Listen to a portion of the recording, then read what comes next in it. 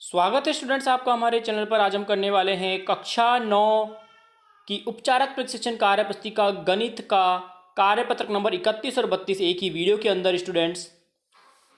इससे पहले मैं आपको बता दूं स्टूडेंट्स, इंग्लिश और विज्ञान की पूरी किताब कंप्लीट हो चुकी है। अगर आप नहीं देखी है तो डिस्क्रिप्शन में लिंक मिल जाएगी या फिर आप प्लेलिस्ट में जाकर भी आप चेकआउट कर सकते हैं। तो स्टूडेंट्स सभी कार्यपत्रक सॉल्व हो चुके हैं, पूरी किताब सॉल्व हो चुकी है। अगर आप नहीं किए तो ज़रूर देखें। तो स्टूडेंट चलिए स्टार्ट करते हैं कार्यपत्रक नंबर 31। प्रश्न नंबर 1 देखिए, निम्न में से त्रिभुज है। स्टूडेंट्स त्रिभुज देखिए, निम्न में से कौन है?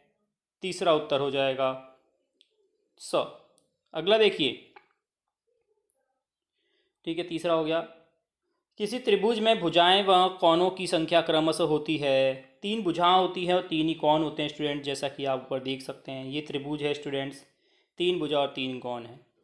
अगला है, भुजाओं के आधार पर सामने बने त्रिभुजों के नाम क्रमशः हैं। तो स्टूडेंट्स देखिए, ये समबाहु त्रिभुज, ये वाला तो समबाहु त्रिभुज है, तीनों भुजाएं समान हैं। और जिसमें 2 भुजाएं समान होती है वह समद्विबाहु त्रिभुज होता है। तो द उत्तर हो जाएगा।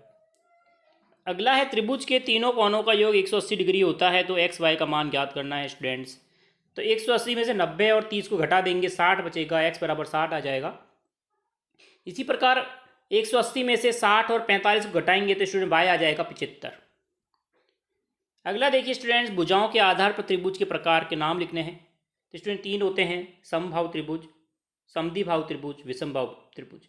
समबाहु में तीनों भुजाएं समान होती है, समद्विबाहु में 2 भुजाएं समान होती हैं, विषमबाहु में तीनों भुजाएं अलग होती हैं स्टूडेंट्स। अगला देखिए, कोणों के आधार पर त्रिभुज के नाम बताने, वह भी 3 प्रकार के होते हैं। न्यून कोण 90 से कम वाला, अधिक कोण 90 से अधिक वाला, सम कोण 90 वाला।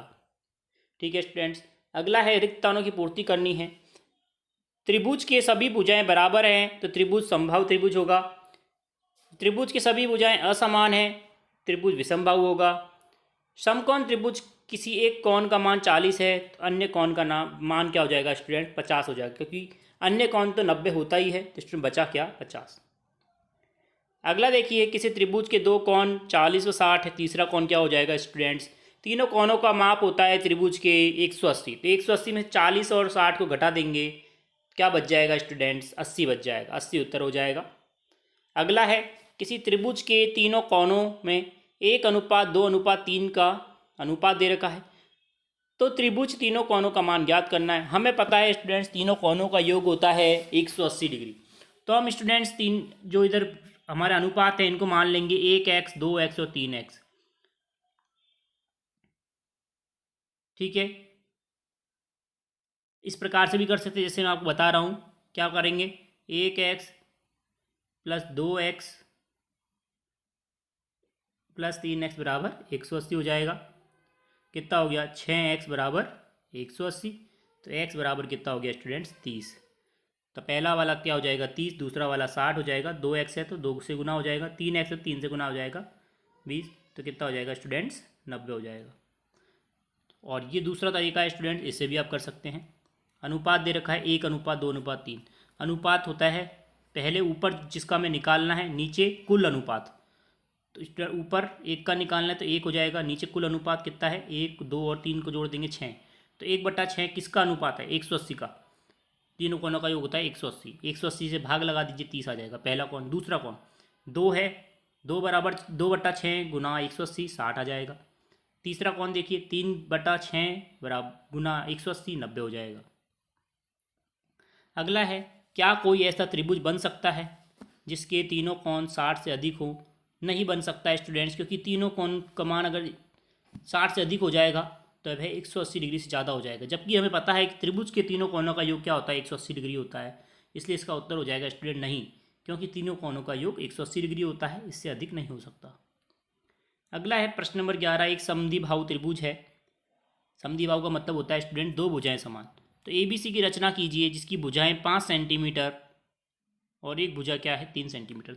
समद्विबाहु में 2 भुजाएं तो बन जाएगी स्टूडेंट 5 सेंटीमीटर। ये आपको स्केल से बनाना है, मैंने आपको रफ बता दिया है। ये भुजा भी 5 सेंटीमीटर की हो जाएगी, ये भुजा हो जाएगी 3 सेंटीमीटर। बनाने का क्या तरीका रहेगा स्टूडेंट्स? 3 सेंटीमीटर की पहले रेखा खींचेंगे स्टूडेंट्स, 3 सेंटीमीटर की। फिर एक 5 सेंटीमीटर का प्रकार से चाप बनाएंगे इस तरह, यहाँ पे इधर से भी 5 सेंटीमीटर का चाप बनाएंगे इस तरह से, दोनों को मिला देंगे स्टूडेंट्स, तो क्या बन जाएगा हमारा समद्विबाहु त्रिभुज बन जाएगा, बिल्कुल करेक्ट। अगला है स्टूडेंट्स हमारा कार्यपत्रक नंबर 32 सरल रेखीय त्रिभुज है, जिसमें हमें समकोण त्रिभुज और पाइथागोरस प्रमेय को समझना है। जिसमें देखते हैं पहला प्रश्न। देखिए एक चित्र दे रखा है जिसमें ये लंब होता है, ये क्या होता है कर्ण होता है, और ये आधार होता है स्टूडेंट्स। ठीक है, तो किसी त्रिभुज में आधार पर बने वर्गों की संख्या क्या है। देखिए आधार पर कितने वर्ग हैं स्टूडेंट्स, 9 वर्ग हैं। मतलब कि क्या हो गया 3 का स्क्वायर, मतलब कि आधार का स्क्वायर हो गया। 3 का स्क्वायर 9 होता है। लंब पर बने देखिए कितने हैं, लंब पर 4 चौक 16 है, 16 हो जाएगा 4 का स्क्वायर लंब स्क्वायर। कर्ण पर बने कितने हैं स्टूडेंट, 25 है, तो 25 हो जाएगा 5 का स्क्वायर कर्ण का स्क्वायर। तो हमारी स्टूडेंट्स पाइथागोरस प्रमेय क्या बनी, कर्ण बराबर क्या हो जाएगा, कर्ण का स्क्वायर बराबर आधार का स्क्वायर प्लस लंब का स्क्वायर, बिल्कुल सिंपल है। तो स्टूडेंट देखिए अगला, चित्र को देखकर हमें निम्न प्रश्नों के उत्तर देने हैं। चित्रों में क्या दिखाया गया है, त्रिभुज समकोण त्रिभुज है। पाइथागोरस प्रमेय स्टूडेंट्स हमेशा समकोण त्रिभुज पर ही लगती है, ये हमेशा ध्यान रखना है। त्रिभुज में आधार कितने सेंटीमीटर का है, 3 सेंटीमीटर का था। त्रिभुज में कर्ण की लंबाई 5 सेंटीमीटर की थी। चित्र में इनमें से कौन समकोण है स्टूडेंट, देखिए समकोण देखिए ए बी सी है, बी ये वाला है, तो एंगल ए बी सी हो जाएगा उत्तर, कौन ए बी सी।